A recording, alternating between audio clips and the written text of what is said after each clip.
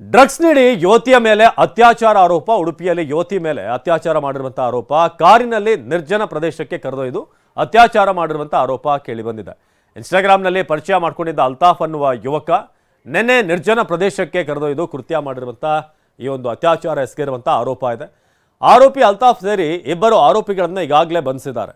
ಇಬ್ಬರು ಆರೋಪಿಗಳನ್ನು ಕಾರ್ಕಳ ಪೊಲೀಸರು ಬಂಧಿಸಿದ್ದು ಉಡುಪಿಯ ಕಾರ್ಕಳ ಠಾಣಾ ವ್ಯಾಪ್ತಿಯಲ್ಲಿ ಈ ಒಂದು ಘಟನೆ ಆಗಿದೆ. ಇನ್ಸ್ಟಾಗ್ರಾಮ್ನಲ್ಲಿ ಪರಿಚಯ ಮಾಡಿಕೊಂಡು ನಂತರ ಡ್ರಗ್ಸ್ ನೀಡಿ ಅತ್ಯಾಚಾರ ಮಾಡಿರುವಂಥ ಆರೋಪ. 3 ಆರೋಪಿಗಳ ವಿರುದ್ಧ ಎಫ್ಐಆರ್ನ ಈಗಾಗಲೇ ಪೊಲೀಸರು ದಾಖಲಿಸಿದ್ದಾರೆ.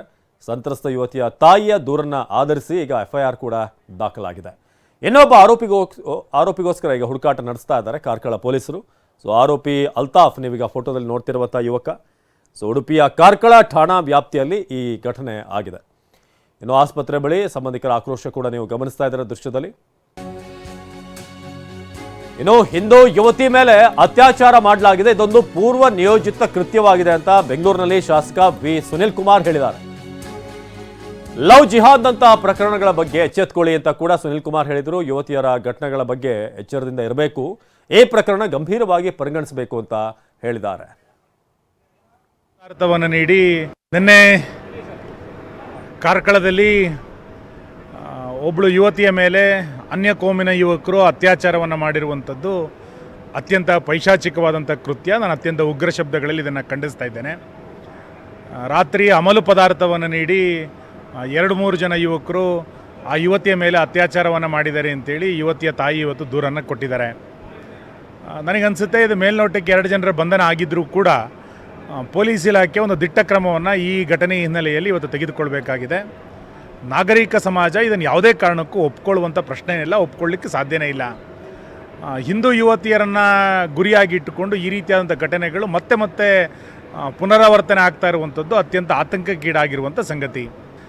ಯಾರು ತಪ್ಪಿತಸ್ಥಿದ್ದಾರೆ ಆ ಇಡೀ ಗ್ಯಾಂಗನ್ನು ಇವತ್ತು ಪತ್ತೆ ಹಚ್ಚಿ ದಿಟ್ಟ ಕ್ರಮವನ್ನು ಎಲ್ಲ ಆರೋಪಿಗಳ ಮೇಲೆ ಸರ್ಕಾರ ತೆಗೆದುಕೊಳ್ಬೇಕು ಮತ್ತು ಯುವತಿಗೆ ಧೈರ್ಯವನ್ನು ತುಂಬುವಂಥ ಕಾರ್ಯವನ್ನು ಜಿಲ್ಲಾಡಳಿತ ಇವತ್ತು ಮಾಡಬೇಕಾಗಿದೆ. ಹಿಂದೂ ಯುವತಿಯರನ್ನು ಗುರಿಯಾಗಿಟ್ಟುಕೊಂಡು ನಡೀತಾ ಇರುವಂಥ ಈ ಘಟನೆಗಳ ಕುರಿತಂತೆ ಒಂದು ದೊಡ್ಡ ಜನಜಾಗೃತಿ ಆಂದೋಲನವನ್ನು ಕೂಡ ಮುಂದಿನ ದಿನಗಳಲ್ಲಿ ಮಾಡಬೇಕು ಅನ್ನುವಂಥ ಆಲೋಚನೆಗಳನ್ನು ನಾವು ಮಾಡ್ತಾ ಇದ್ದೀವಿ. ಇವತ್ತು ದಕ್ಷಿಣ ಕನ್ನಡ ಉಡುಪಿ ಜಿಲ್ಲೆಯಲ್ಲಿ ಮತ್ತೊಂದು ಘಟನೆ ನಡೆದಿದೆ. ಇನ್ನು ವಿಪಕ್ಷ ನಾಯಕ ಅಶೋಕ್ ಕೂಡ ಮಾತನಾಡಿದರು. ಈ ಸರ್ಕಾರ ಬಂದ ಬಳಿಕ ಹಿಂದೂಗಳಿಗೆ ರಕ್ಷಣೆ ಇಲ್ಲ ಅಂತ ಅಶೋಕ್ ಹೇಳಿದರು. ಈ ಸರ್ಕಾರ ಬಂದ ಮೇಲೆ ಹಿಂದೂಗಳಿಗೆ ಎಲ್ಲೂ ರಕ್ಷಣೆನೇ ಇಲ್ಲ. ಹಿಂದೂಗಳನ್ನ ಕೊಲೆ ಮಾಡ್ತಾರೆ, ಇಲ್ಲ ಅತ್ಯಾಚಾರ ಮಾಡ್ತಾರೆ, ಇಲ್ಲ ಕೇಸ್ ಮುಚ್ಚಾಕ್ತಾರೆ. ಇದು ಒಂದೇ ಕಡೆ ಅಲ್ಲ, ಹಾವೇರಿಯಲ್ಲೂ ಆಯಿತು, ಹಿಂದೆ ಹುಬ್ಬಳ್ಳಿಯಲ್ಲ ಆಯಿತು, ಈಗ ಕಾರ್ಕಳದಲ್ಲಾಗಿದೆ. ದಿನನಿತ್ಯ ಈ ಥರದ ಹಲ್ಲೆಗಳು. ಮಾತೆತ್ತರೆ ಅವರ MLA ಹೇಳಿದಾನಲ್ಲ, ಯಾರು ಐವಾನ್ ಡಿಸೋಜ, ನಾವು ಇದನ್ನ ಬಾಂಗ್ಲಾದೇಶ ಮಾಡ್ತೀರಿ ಕರ್ನಾಟಕನ ಅಂತ ಹೇಳಿದಾರಲ್ಲ. ಮರ್ಯಾದೆ ಇದ್ರೆ ಕಾಂಗ್ರೆಸ್ ಅವರು ಅವ್ರ ಮೇಲೆ ಕ್ರಮ ತೆಗೆದುಕೊಳ್ತಾರೆ. ಅಲ್ಲಿ ಹಿಂದೂಗಳ ದೇವಸ್ಥಾನ ಹೆಂಗೆ ಹೊಡೆದ್ರು, ಹಿಂದೂಗಳ ಮೇಲೆ ಹೆಂಗೆ ಅತ್ಯಾಚಾರ ಮಾಡಿದ್ರು, ಹಿಂದೂಗಳನ್ನ ಹೆಂಗೆ ಕೊಲೆ ಮಾಡಿದ್ರು, ಹಂಗೆ ಮಾಡ್ತೀನಿ ಕರ್ನಾಟಕನ ಅಂತಾನ. ಕಾಂಗ್ರೆಸ್ ಅವರು ಅವ್ರ ಹೇಳಿಕೆಗೆ ಒಬ್ಬರು ರಿಯಾಕ್ಷನ್ ಮಾಡಿಲ್ಲ. ಅಂದ್ರೆ ಒಪ್ಕೊಂಡಿದ್ದಾರೆ ಕಾಂಗ್ರೆಸ್ ಅವರು ಅಂತ ಅರ್ಥ. ಈ ಸರ್ಕಾರ ಬಂದ